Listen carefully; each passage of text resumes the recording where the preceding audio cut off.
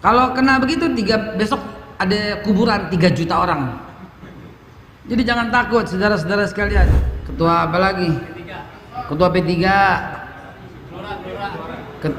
pokoknya ketua partai semua, udah semua disebut ya. PSI belum PSI belum. Ketua PSI, kumpul semua dan diserukan semua.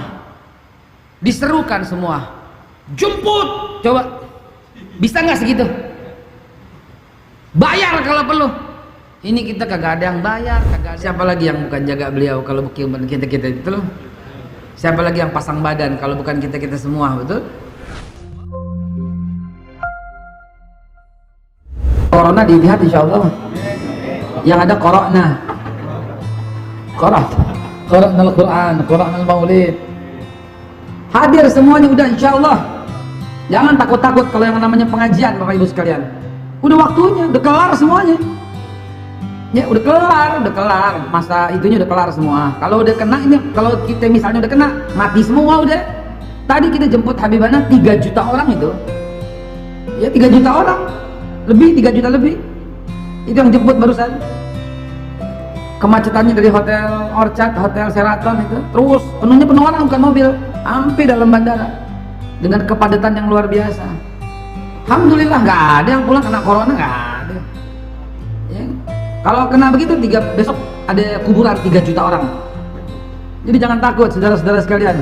Masjid Ittihad hari Selasa sudah waktunya normal kembali seperti biasa, kita penuh sampai ke belakang, penuh sampai ke kiri ke kanan, udah waktunya. Siap begitu? Jangan capek-capek. Anda sendiri alhamdulillah ini hari kedua nih, ya belum tidur. Ya, masih ngurusin aja, alhamdulillah udah sampai ke Petamburan, sehat, selamat, tidak kurang satu apapun. Lega hati kita. Kalau lega ya udah. Siapa lagi yang bukan jaga beliau kalau bukan kita itu? Siapa lagi yang pasang badan kalau bukan kita semua, betul? Allahu Akbar. Aset bangsa yang akan tidak pernah mungkin terjadi lagi. Rekor dalam sejarah penjemputan sampai seperti demikian belum ada. Boleh deh semua, boleh, silahkan dibuka. Yang pulang rombongan, ada Presiden Jokowi, ada Pak Ma'ruf Amin, ada Ketua PDIP Megawati, ada Ketua Golkar, Ketua Nasdem, Ketua apa lagi sih partai gua apa, Ketua P3, Ketua PKS, Ketua Gerindra, Ketua apa lagi, Golkar, Ketua apa lagi yang belum disebut, PAN, Ketua PKB, Ketua apa lagi, Ketua P3, pokoknya ketua partai semua, udah semua disebut ya. PSI belum Ketua PSI, kumpul semua dan diserukan semua. Jemput, coba bisa nggak segitu? Bayar kalau perlu. Ini kita kagak ada yang bayar, kagak ada yang suruh, nggak ada yang suruh, cuma diumumin mau pulang tanggal 10 deh gitu doang. Nggak, datanglah, enggak deh.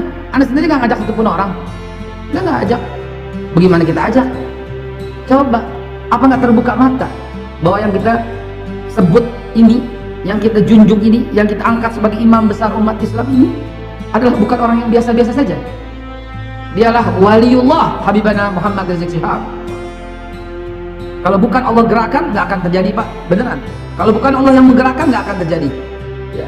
Ini Allah Subhanahu Wa Taala yang punya kerjaan, Allah Subhanahu Wa Taala yang punya gawean, Allah Subhanahu Wa Taala yang takdirkan. Kenapa? Karena ada resonansi, getaran itu hanyalah milik Allah. Innamal mu'minuna alladzina idza dzukirallahu wajilat qulubuhum. Hanya saja orang-orang beriman kalau disebut nama Allah bergetar hatinya. Itu bergetar, itu namanya resonansi. Bum bergetar, dan getaran itu loh. Ya, yang membuat kita terpanggil untuk datang. Bayangkan dari luar daerah datang, dari semua daerah itu datang. Sampai sekarang nih ada yang belum bisa pulang. Puluhan bus datang hanya untuk sekedar melihat wajah Habibana. Coba kalau bukan karena Allah Subhanahu Wa Taala. Ya, ini penting untuk disadari. Jangan macem-macem. Ya, jangan main-main. Dan beliau mengucapkan terima kasih yang sebesar-besarnya. Saya dalam hal ini tolong biar mengerti aturan manajemen juga yang baik, bukan sebagai juru bicara, tapi saya bicara sebagai orang yang mengulangi perkataan beliau.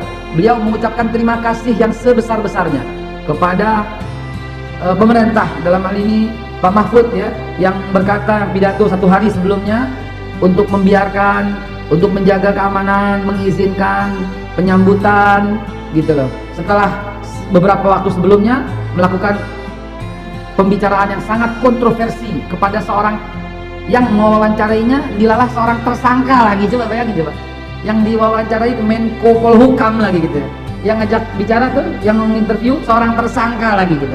Kalau dulu tersangka Basuki naik mobil sama-sama Presiden Jokowi dulu, udah jadi tersangka gitu. Dan sekarang ini tersangka juga mewawancarai seorang Menko Polhukam. Lucunya negeri ini, saudara.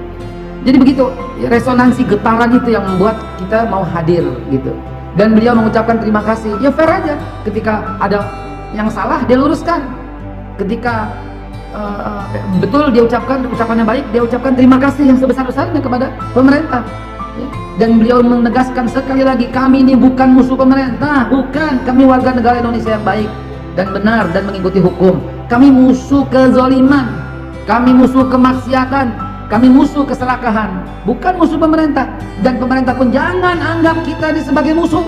Kita cuma mengkritisi kalau ada kebijakan yang menurut kami nilai berdasarkan survei, berdasarkan temuan, berdasarkan fakta, berdasarkan analisa, berdasarkan tanya sana sini ternyata merugikan rakyat, kami kritisi, kami minta diskusi. Nggak minta diskusi kalau nggak mau, kami turun demonstrasi untuk menyampaikan aspirasi. Dan hal itu berlaku di negara kita. Apa salah seperti itu? Jadi jangan anggap kami anak liar, jangan kami dianggap anak bawang, jangan kami dianggap anak tiri, jangan. Apalagi yang satu setia, iya, apa kata pemerintah, apa kata pemerintah, dianggap anak yang disayang. Jangan.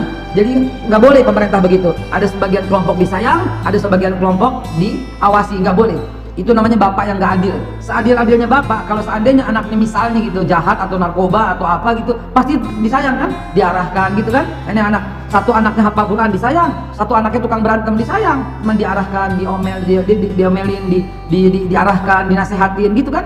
Itu seorang bapak yang baik. Jangan sampai seorang bapak itu yang nurut disoyong, yang nggak nurut dihukum terus-terusan. Apalagi yang nurut dikasih duit untuk gebukin yang bandel. Ini bapak kurang ajar namanya. Ya Allah ya Rabb.